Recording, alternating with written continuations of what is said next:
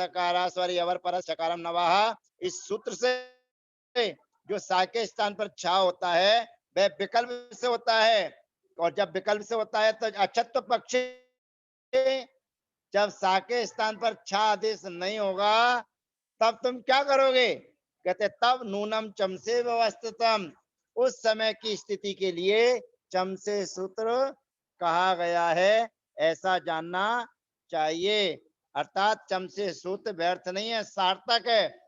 चमसे सूत्र आप कर्क में लगाना है तो जहां सा को छा आदेश नहीं होगा उस स्थान पर चमसे सूत्र काम करेगा, और जहां सा को छा आदेश कर दोगे वहां पर वर्ग प्रथमेभ्यः पर रूपम तकारो लचट वर्गेशु, उस सूत्र से ताको छा आदेश होता है, ऐसा जानना चाहिए।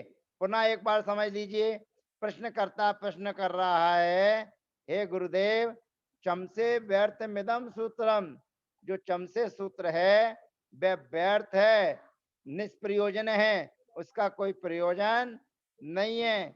किसने कहा? कहते यदुक्तम सर्ववर्मण, सर्ववर्मणाचार्य के द्वारा जो चमसे सूत्र कहा गया है वह व्यर्थ कहा गया है। कहते क्यों? कहते तस्योत्तर पदम ब्रूहि, उनको उसका उत्तर पद कहना चाहिए था। उत्तर पद क्या था? कहते वर्ग प्रथमेभ्यः सकारा स्वर यवर परस चकारम नवा, जो 74 नंबर का सूत्र था उस सूत्र से 71 नंबर का सूत्र था, उस 71 नंबर के सूत्र से पहले सा को छा करो और फिर 74 नंबर के सूत्र से पर रूपम तकारो लचट वर्गेशु, उससे ता के स्थान पर चा आदेश कर दीजिए तो आपको चम से सूत्र कहना नहीं पड़ेगा। तो आचार्य महाराज उत्तर देते हैं, हे मूढ़धी, हे मूर्ख, हे अज्ञानी, हे अल्पज्ञ, तुम न जानासी, तुम नहीं जानते हो। कहते क्या नहीं जानते गुरुदेव? कहते छत्वम किल विभाषया, कहते हैं सा को जो छा होता है वो विकल्प से होता है, और जब विकल्प से होता है, जब सा को छा आदेश नहीं होगा उस समय के लिए ये चमसे सूत्र कहा गया है। छत्वम किल विभाषया, सा को जो छा होता है वो विकल्प से होता है। और कहते हैं अचत्व पक्षे, जब सा को छा आदेश नहीं होगा उस समय के लिए चमसे व्यवस्थितम, चमसे सूत्र निश्चय से कहा गया है, ऐसा जानना चाहिए। अभी सभी विद्यार्थियों से इन दोनों श्लोकों का अर्थ पूछा जाएगा। अब मैं पुनः एक बार दोहरा रहा हूं, आप में से कोई भी जिज्ञासु प्रश्न करता है, चमसे इदम सूत्रम यदुक्तम सर्ववर्मण, जो आचार्य सर्ववर्मण के द्वारा ये चमसे जो सूत्र कहा गया है वो व्यर्थ में कहा गया है, अर्थात निष्प्रयोजनीय है, उससे कोई कहने से कोई अर्थ की सिद्धि नहीं हो रही है। पूछा गया क्यों?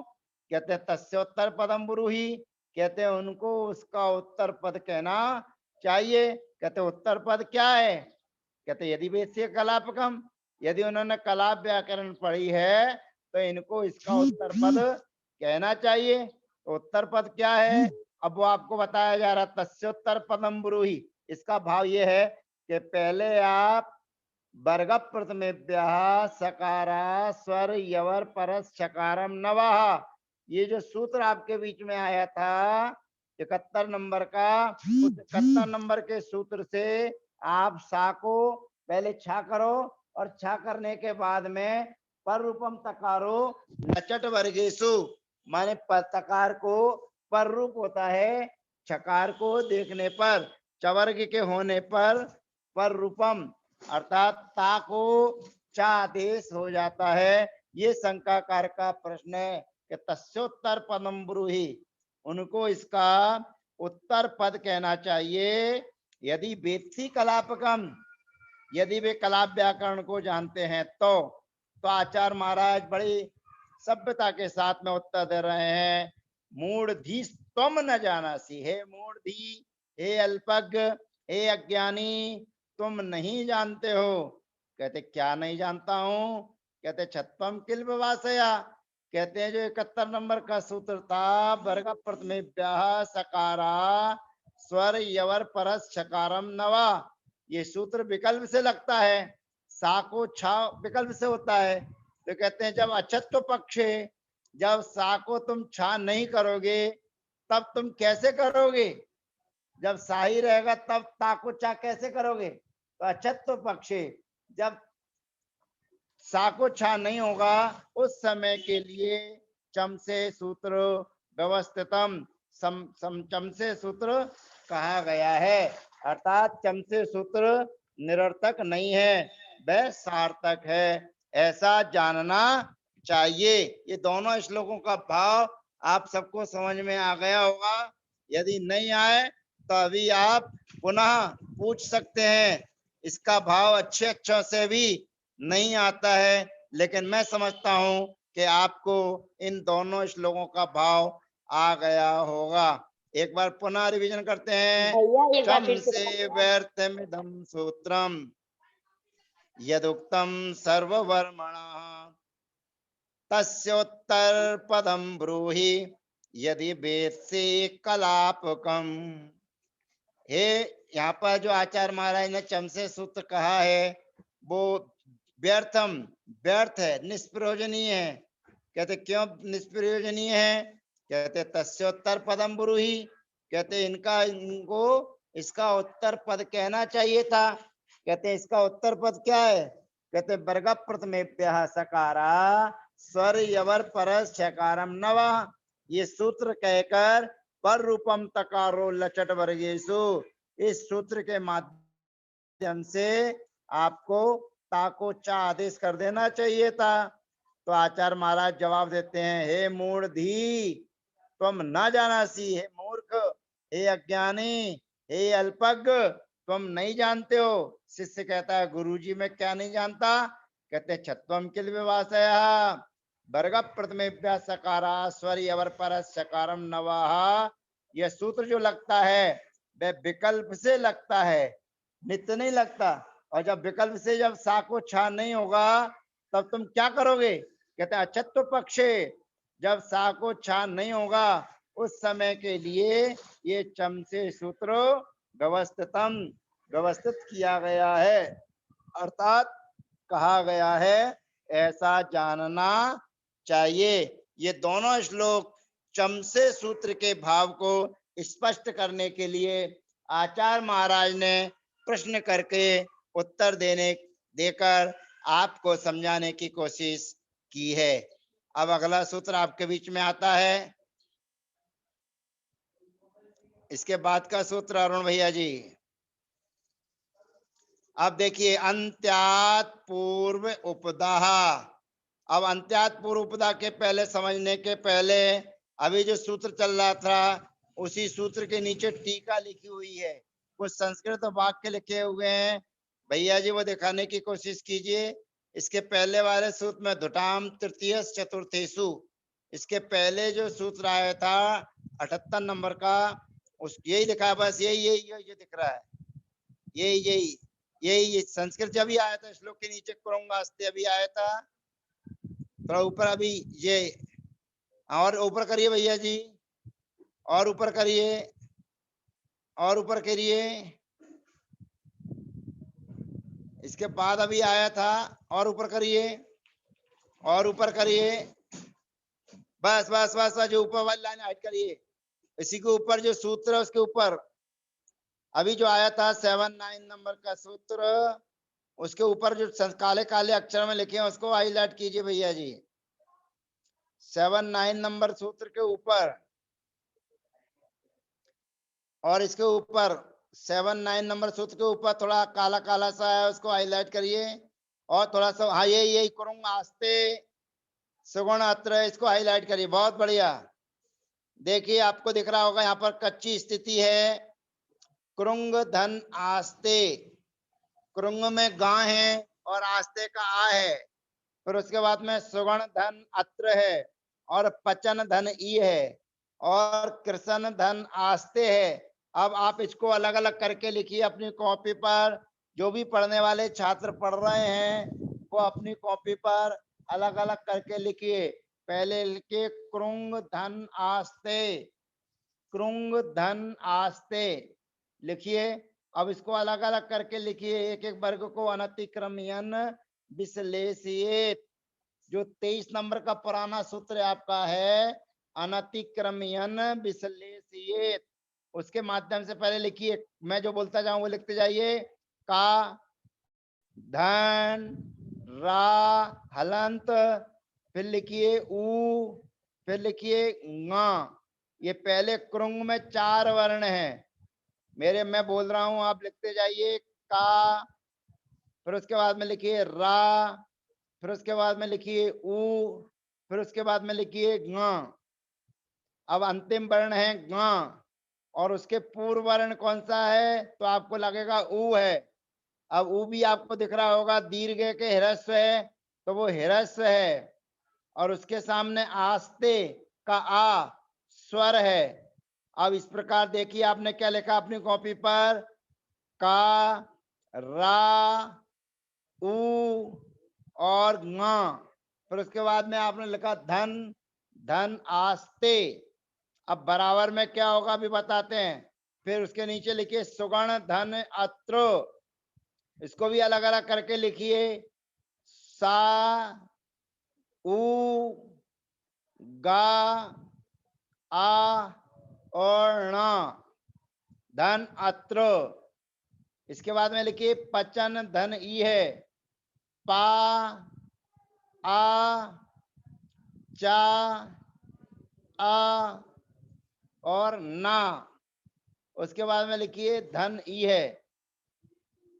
ये ती कृष्ण धन आस्ते। का, रिरी, सा, आ, ना, फिर लिखिए आस्ते। तो आपको जो पहला पद आपके बीच में है कृंग, इसमें कृंग में अंत में ग है, उसके पहले क्या है आपको बताना है। आपका माइक चालू हो रहा है। कृंग आपने अलग अलग अक्षर किए हैं, तो उसमें ग के पहले क्या है, स्वर। स्वर तो है, स्वर का नाम क्या है, ऊ। ऊ, ऊ। उल्लू का क्या, ऊंट का, छोटा उल्लू ऊ। का। उल्लू का माने छोटा, माने ह्रस्व है। रस। उसी प्रकार से सुगण में क्या क्या अक्षर है, सुगण में णा के पहले क्या है, अ। छोटा सुगण में णा के पहले क्या है, स्वर, ह्रस्व स्वर। ह्रस्व स्वर कौन सा, उसका नाम बताइए। अ। अ। हाँ ठीक है। ऐसे पचन का ना है, उसके पहले क्या है, अ। ह्रस्व स्वर। हाँ बहुत बढ़िया। तो अब यहाँ पर समझ लीजिए, अंतिम वर्ण है गा, अंतिम वर्ण है णा, अंतिम वर्ण है ना, और अंतिम वर्ण से जो पहला वर्ण है उसका नाम है उपदा। याद रख लीजिए, अंत्यात पूर्व उपदाह। बोलिए अंत्यात पूर्व उपदाह। अंतिम अंत्या वर्ण से पूर्व पूर्व उपधा। वर्ण की उपदा संज्ञा होती है। अंत्यात पूर्व उपदा। अब आप लोगों से प्रश्न किया जा रहा है। 10 अंक है, 10, 1 2 3 4 5 6 7 8 9 10। इसमें उपदा संज्ञा किसकी होगी, 9 की। 9। बहुत बढ़िया, शाबाश, बिल्कुल सही। माने अंतिम वर्ण से पहले वर्ण की उपदा संज्ञा होती है। तो यहाँ पर किस किस की उपदा संज्ञा हो गई, ऊ की, उ। आ की अ। और पचन अ। के आ की। ठीक है, ऊ, आ और आ, ये तीनों ह्रस्व हैं कि दीर्घ हैं, ह्रस्व। ये तीनों ह्रस्व हैं कि दीर्घ, ह्रस्व है, बहुत ह्रस्व। बढ़िया। तो इनका नाम क्या रख दिया आपने, उपदा, उपधा उपदा संज्ञा। उपधा संज्ञा। है ना। इन ह्रस्व की इनकी उपदा संज्ञा, उपदा संज्ञा हो गई। अब उपदा संज्ञा करने पर अब अगला सूत्र आता है हमारे बीच में, 80 नंबर का बड़ा काम का सूत्र है। 80 नंबर का सूत्र आ रहा है, अंत्यात पूर्व उपदा तो उपदा संज्ञा करता है। अब काम 80 नंबर का सूत्र करेगा। देखिए क्या कहता है 80 नंबर का सूत्र।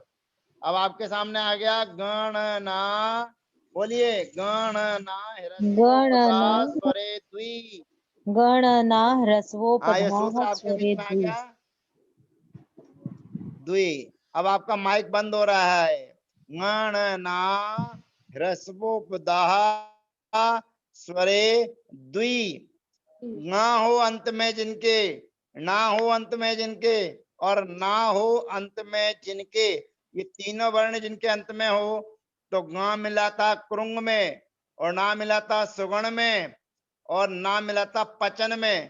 तो ये तीनों वर्ण ह्रस्व हो, ये तीनों वर्ण जिनके अंत में हो और इनकी उपदा में ह्रस्वोपदा, इनकी उपदा ह्रस्व हो, और उनके सामने स्वर परे हो, माने आस्ते का आ स्वर है, अत्र का आ स्वर है, और इहे का आ स्वर है। तो ये तीनों वर्ण के होने पर द्वि, दो हो जाते हैं।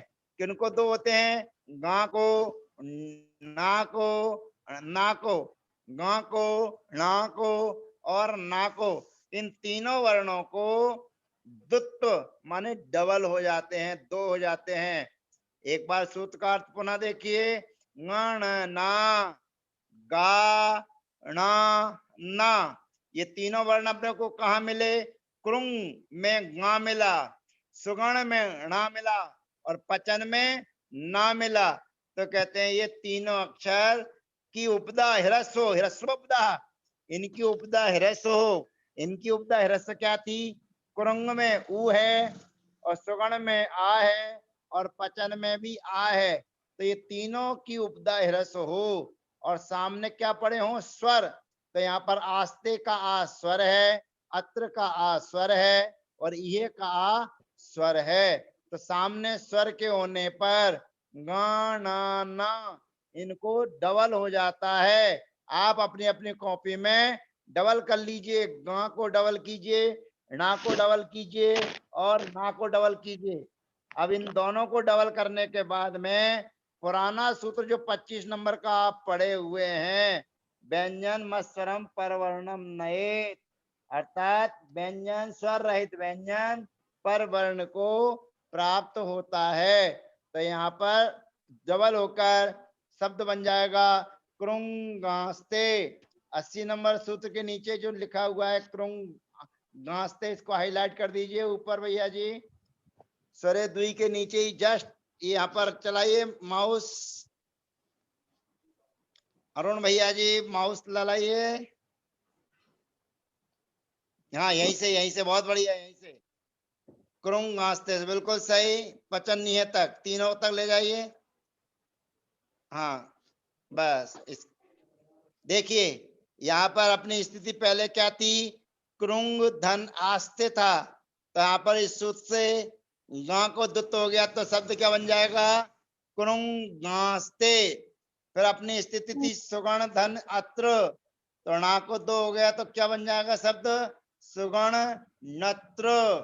ऐसे हमारे सामने स्थिति पचन धन ई है, तो यहाँ पर ना को डबल होकर बन जाएगा पचन नी है।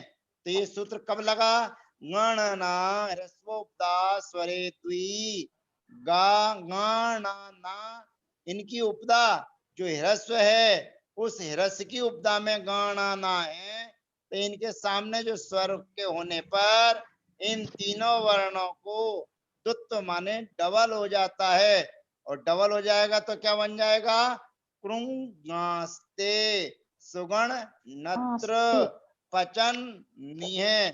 ऐसा जानना चाहिए। ये सभी के समझ में आ गया होगा। एक बार पुनः समझ लीजिए। 7-9 नंबर का सूत्र कहता है अंत्यात पूर्व उपदा, अंतिम वर्ण से पूर्व वर्ण की उपदा संज्ञा होती है। अंत्यात पूर्व उपदा, अंतिम वर्ण से पूर्व वर्ण की उपदा संज्ञा होती है। उपदा संज्ञा की है। ऊपर शब्द हमारे सामने कच्ची स्थिति में हाईलाइट में पीले रंग में दिख रहे हैं आपको। पहले था कृंग धन आस्ते, सुगण धन अत्र, पचन धन ई है, कृष्ण धन आस्ते। ये हमारे पास में कच्ची स्थिति थी। हमने 23 नंबर के सूत्र से अनतिक्रम्य विश्लेषित किया, तो शब्द बनेगा अंत्यात पूर्व उपदा, अंतिम वर्ण से पूर्व वर्ण की उपदा संज्ञा होती है। तो हमने ऊ का नाम उपदा किया, आ का नाम उपदा किया और आ का नाम उपदा किया। फिर जब ये काम कर दिया तो अगला सूत्र हमारे सामने आता है 80 नंबर का, गणना ह्रस्वोपदा स्वरे द्वि, गणना ह्रस्वोपदा स्वरे द्वि, गणना ह्रस्वोपदा स्वरे द्वि, माने जिनकी उपदा ह्रस्व हो। तो उपदा में ह्रस्व क्या मिला? ऊ मिला, आ मिला, आ मिला। इनकी उपदा ह्रस्व हो और अंत में क्या हो? न हो, न हो और ना हो। इन तीनों वर्णों के सामने स्वर के होने पर इन तीनों वर्णों को द्वि माने दो हो जाता है। तो द्वि होकर शब्द क्या बनेगा? कृंगास्ते सुगण नत्र पचन निह। ये सूत्र आपको अच्छे से समझ में आ गया होगा। अब आपके सामने देखिए क्या आ रहा है। सबसे नीचे लिखा है भवान धन चरती, भवान धन छादयति, इसी की टीका के नीचे ही, इसी सूत्र के नीचे यही भवान धन चरती है, भवान धन छादयति। इसको हाईलाइट करिए भैया जी, अरुण भैया जी। कर्सर आपका चल रहा है, सही जगह पे चल रहा है। यही इसके पहले से, इति स्थिति के पहले पूरा करना है। हाँ, और ऊपर वाला भी करना है, भवान धन चरती। केवल दो शब्द करना है, भवान धन चरती और भवान छादयति। इन्हीं दो शब्दों को आपको हाईलाइट करना है, भवान चरती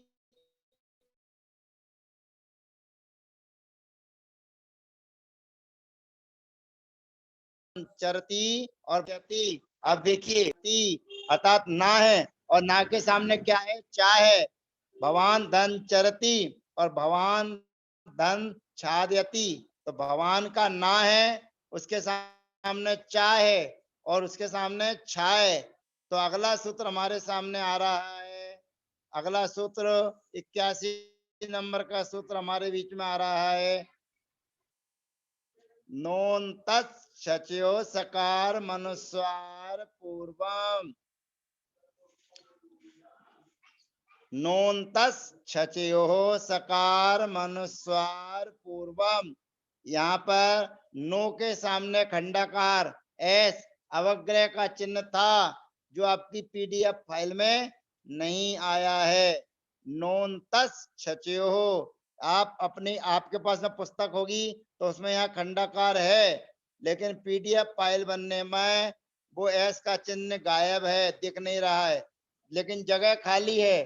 तो जगह खाली है मतलब यहाँ पर एस का चिन्ह लगाना है, अवग्रह का चिन्ह लगाना है और खंडाकार लगाना है। तो नोन तस छचयो सकार मनुस्वार पूर्वम, अर्थात ना के सामने छा और चा के आने पर, अर्थात चा और छा के आने पर ना को सकार होता है अनुस्वार पूर्वम। अब आप अपनी कॉपी पे आपने लिखा ही था, लिखिए द्वारा, भवान धन चरती, भवान धन चरती, भवान धन छादयति, भवान धन चरती, भवान धन छादयति। पहले आपने लिखा था। अब ये सूत्र देखो हाईलाइट हो गया आपके सामने। अब इस सूत्र ने क्या किया? जो ना था उस ना को अनुस्वार सहित तालब्य सा कर दिया है। तो कैसे पढ़ेंगे? भवांस चरती, ऐसे ही भवांस छादयति। समझ में आ गया होगा सूत्र, एक बार पुनः आपके सामने समझाया जाता है। नोन तस छचयो हो, ना है जिनके अंत में। तो ना जिनके अंत में कहाँ है? भवान और भवान, भवान धन चरती, भवान धन छादयति। तो यहाँ पर जो ना है उस ना के सामने चा और छा के होने पर छछियो हो, चा और छा के होने पर अन्ना को सकारम सा होता है। कौन सा सा? तालब्य सा होता है। और अनुस्वार पूर्वम, अनुस्वार सहित होता है। तो यहाँ पर ऊपर अनुस्वार भी आ गई है और ना के स्थान पर चा आदेश हो गया है। अब इसका उच्चारण नाक से भी करना है और सा का भी करना है। भवांस चरती भवांश छादयति ऐसा जानना चाहिए। इसी प्रकार की अगली स्थिति आपके सामने आ रही है। भवान धन टीकते भवान धन ठकारेण। और यहाँ पर क्या करिए, तो यहाँ ना के सामने टा है, ना के सामने ठा है। जैसे आपने ऊपर अभी सूत्र किया था नोन्तस चचयो हो सकार मनुस्वार पूर्वम, अर्थात ना के सामने चा और छा हो तो ना को सकार अनुस्वार पूर्वक होता है, ऐसा जानना चाहिए। अब यहाँ पर कह रहे हैं कि ना के सामने टा और ठा हो, टीकते में टा है, ठकारेण में ठा है, तो कहते हैं ना के सामने टा अथवा ठा के होने पर अगला सूत्र से मूर्धन्य सकार आदेश करेंगे अनुस्वार सहित। अगले सूत्र से मूर्धन्य आदेश करेंगे टठयो सकारम, टठयो सकारम। सूत्र पूरा कैसे चलेगा, नोन्तस ठठयो सकारम अनुस्वार पूर्वम, नोन्तस ठठयो सकार मनुस्वार पूर्वम, अर्थात पदांत नकार के सामने टा और ठा के होने पर ना को अनुस्वार सहित सकार आदेश होता है। और सकार आदेश होने पर क्या बनेगा, भवांश टीकते, भवांश टीकते भवांश ठकारेण। ये देखिए हाईलाइट हो गया आपके सामने। पहले स्थिति अपनी क्या थी, भवान धन टीकते, ये अपनी स्थिति थी।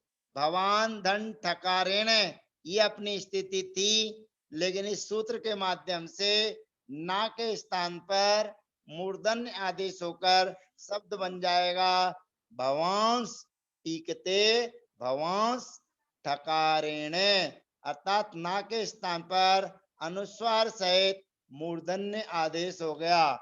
अब हमारे पास इसी प्रकार से अगली स्थिति आ रही है, भवान धन तरती भवान धन ठुदती। ये देखिए कच्ची स्थिति आपके सामने हाईलाइट हो गई। अंत में क्या है, ना है, और ना के सामने क्या है, तरती का ता है और ठुदती का था है। तो ना को अब दंत सा होगा, क्रम से सा होते हैं, पहले तालब्य सा फिर मूर्धन्य सा, अब दंत सा होने जा रहा है। अर्थात भवान धन तरती, ना के सामने ता और छाके थाके होने पर, ना ता और थाके होने पर ना को अनुस्वार सहित सकार दंत सकार आदेश होता है। अगला सूत्र आपके बीच में आ रहा है तथयो सकारम, तथयो सकारम। देखिए सूत्र आ गया। ये पूरा सूत्र कैसा है, नोन तस तथयो सकार मनुस्वार पूर्वम, नोन तस तथयो सकार मनुस्वार पूर्वम, अर्थात ता वर्ग पदांत नकार के सामने ता और था के आने पर ना को अनुस्वार सहित सकार आदेश होता है। सकार आदेश होगा तो क्या बनेगा, भवांश तरती भवांश ठुदती। ये शब्द दोनों आपके बीच में आ गए। ये माउस आ गया, देखिए ये देखिए ये हाईलाइट हो गया। और जो अब भवांश तरती अर्थात ना के सामने ता था तो ना को तालब्य सा होकर सा आदेश हो गया और भवांश तरती बन गया। ऐसे ही भवान धन ठुदती था तो यहाँ पर भी ना को अनुस्वार सहित सकार आदेश होकर भवांश ठुदती ये प्रयोग सिद्ध होता है। तो आज का रिवीजन कर लिया जाए। आज हमने सबसे पहला पढ़ा पदा धुटाम तृतीय चतुर्थीसु, सूत्र के नीचे सूत्र आया था चम से। ये चम से जो सूत्र आया था वो चा के स्थान ता के स्थान पर चा आदेश होता है सा के पड़े रहने पर। तो प्रश्न करने वाले ने प्रश्न किया था कि आपने चम से व्यर्थमिदं सूत्रम यदुक्तम सर्ववर्मणः तस्योत्तर पदम ब्रूहि यदि वेत्सि कलापकम। आचार्य भगवान के सामने प्रश्न किया जा रहा है कि आपने जो चमसे सूत्र कहा था वो चमसे सूत्र आपने ठीक नहीं कहा। कहते क्यों? कहते तस्योत्तर पदम ब्रूहि, उनको उसका उत्तर पद कहना चाहिए था। तो कहते उत्तर पद क्या था? कहते वर्ग प्रथमेभ्यः सकारा स्वर यवर परस चकारम नवा, अर्थात पहले सा के स्थान पर छा आदेश कर दीजिए और छा आदेश करने के बाद में पर रूपम तकारो लचट वर्गेशु, ये सूत्र लगाकर आप ताको चादेश कर दीजिए। तो फिर शंका की थी मूढ़ धीस्तम न जानासी छत्वम किल विवासया अचत्व पक्षे वचनम चमसे सूत्र व्यवस्थितम नूनम चंसे व्यवस्थितम। अर्थात हे मूढ़धी, हे अज्ञानी, तू नहीं जानता है, तेरे द्वारा जो शंका की गई है वह ठीक नहीं है। क्यों? कहते हैं जिस पक्ष में साको छा आदेश नहीं होगा, छत्वम विवासया, साको छा विकल्प से होता है, और जब साको छा नहीं होगा तब आप क्या करोगे? कहते हैं अछत्व पक्ष, जो साको छा किया है नहीं करोगे, उस पक्ष में भी चम से सूत्र कहा गया। उसके बाद में हमारे सामने सूत्र आया अंत्यात पूर्व उपदा, अंतिम वर्ण से पूर्व वर्ण की उपदा संज्ञा होती है। 80 की संख्या आपके सामने है गिनती में, तो उपदा संज्ञा किसकी होगी? 80 की संख्या आपके सामने है, तो 79 उपदा संज्ञा किसकी होगी? 79 हाँ बिल्कुल सही, 79 की उपदा संज्ञा हो जाएगी। अपन घर में 4 भाई हैं और 4 भाई में सबसे बड़ा भाई जो है, तो उसके बाद उपदा संज्ञा अंत में छोटा भाई है, तो छोटे भाई से पूर्व की अर्थात दूसरे नंबर भाई की उपदा संज्ञा होगी। तो सूत्र लगेगा, उपदा संज्ञा होने पर अगला सूत्र लगता था गणना ह्रस्वोपदा स्वरे द्वि, अर्थात गणना इनकी उपदा ह्रस्व हो और उनके सामने स्वर हो, तो इन तीनों वर्णों को दो हो जाता है, दुत्त हो जाता है। फिर उसके बाद में आया ना, कहते नोनतस छचयो सकार मनुस्वार पूर्वम। यहाँ देखिए खंडाकार आ गया है पीडीएफ फाइल में, क्योंकि ये फोटो कॉपी करके भेजा है, इसलिए आपको कैमरे से फोटो खींच के भेजा है, इसलिए आपको यहाँ एस का चिन्ह खंडाकार दिख रहा है, क्योंकि ये पीडीएफ वाला नहीं है, ये पेज खींचा गया है। नोनतस छचयो हो, ना के सामने चा और छा के होने पर ना को सकार आदेश होता है अनुस्वार सहित, ऐसा जानना चाहिए। तो भवान चरती और भवान छादयति, ये प्रयोग सिद्ध हो जाते हैं। इसी प्रकार से टठ्यो सकारम, ना के सामने टा और ठा के होने पर ना को अनुस्वार सहित सकार आदेश होता है। तो भवांस टीकते, भवांस ठुदती, और इसी प्रकार ठकारेणे, इसी प्रकार तथ्यो सकारम, ता नकार के सामने ता और ता के था के आने पर ना को सकारम अनुस्वार पूर्वम, अनुस्वार सहित सकार आदेश होता है। तो बन जाएगा भवांस तरती, भवांस ठुडती। इस प्रकार से ना के स्थान पर क्रम से तालब्य सा, मूर्धन्य सा और दंत सा, ये 3 आदेश हुए। इस प्रकार आपने 83 सूत्रों को जाना। अब आगे की शंका, अगले सूत्र कल आपको पढ़ाए जाएंगे। आज के विषय में यदि किसी की कोई जिज्ञासा हो तो वो समझ सकता है, पूछ सकता है। आपकी शंका समाधान जिज्ञासा के लिए हम आपके बीच में हैं। भैया जी आज ये जो सूत्र आपने हाँ बताया ना चंद से, बोलिए। तो उसमें ऐसा उदाहरण हाँ। बताइए जिसमें पर प्रथमेभ्य शकार वाला सूत्र से नहीं होवे, तो फिर हमको ये वाला सूत्र लगाएं, क्योंकि वो सूत्र नहीं लगेगा तो ये वाला रूप तकारो भी नहीं लगेगा, तब हमको चंशी सूत्र लगाना पड़ेगा। तो ऐसा कोई उदाहरण जिसमें ये वाला नहीं हुआ, ऐसे ये भी नहीं हुआ। उसी के लिए उदाहरण वही है, तत धन सेते। तत धन सेते, यहाँ पर आप सा को छा आदेश नहीं कीजिए, और जब सा को छा आदेश नहीं करेंगे तो कोई भी नया सूत्र नहीं लगेगा और केवल चम से ही सूत्र लगेगा और ता को छा हो जाएगा। ये ध्यान रखने का है। चम से सूत्र जब लगेगा जब सा को छा नहीं किया है पहले, तो सा को छा नहीं किया है उस स्थान पर सा के होने पर ता को छा आदेश होता है, ऐसा जानना चाहिए। अर्थात आप सा को छा करें तो छा हो जाएगा और नहीं करें तो भी छा आदेश हो जाएगा। ये इसका दृष्टांत है। जहां वर्ग प्रथमेभ्य पदांता नहीं लगेगा वहां पर चम से सूत्र से ता के स्थान पर चा आदेश हो जाएगा, ऐसा जानना चाहिए। वंदना भैया। हाँ, सबको वंदना भैया। जनेन्द्र वंदना यथायो भैया। जावाणी के भैया। ज्ञान ते हाँ, हमारी कल की क्लास छूट गई थी। बोलिए। हमारी कल की क्लास हाँ, छूट गई थी तो भैया, कल का हाँ, छूट तो गया आप पढ़ हमारा। सकते हैं, अलग से पढ़ सकते हैं, कोई दिक्कत नहीं है। कब पढ़ा देंगे? अलग से पढ़ सकते हैं, आप अलग से डायरेक्ट यूट्यूब पढ़ पे है सकते ना हैं। सारा, यूट्यूब आया हुआ है ना। कब समय है आपके पास? कब है समय आपके पास में? अभी जिनवाणी की स्थिति कर लें, उसके बाद आप पढ़ सकते हैं। हमारी अभी क्लास हम स्कूल में पढ़ाते हैं तो हमारा 2:30 बजे से पीरियड है। जब आपको अनुकूलता हो जब पढ़ लीजिएगा। हाँ ठीक है भैया, वंदना।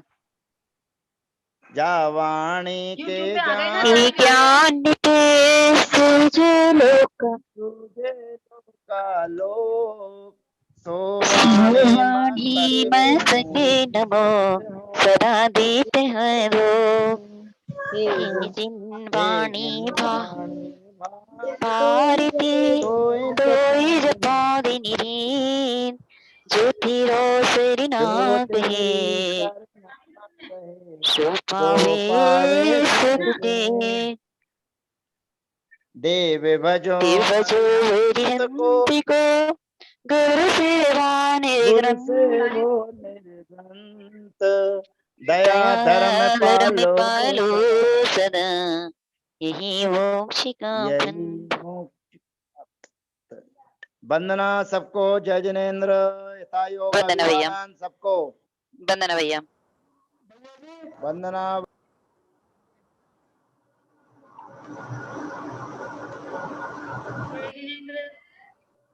भैया तत्वार सूत्र की क्लास का, भैया जी, अरे तत्वार सूत्र की क्लास भैया जी ने सुना दी।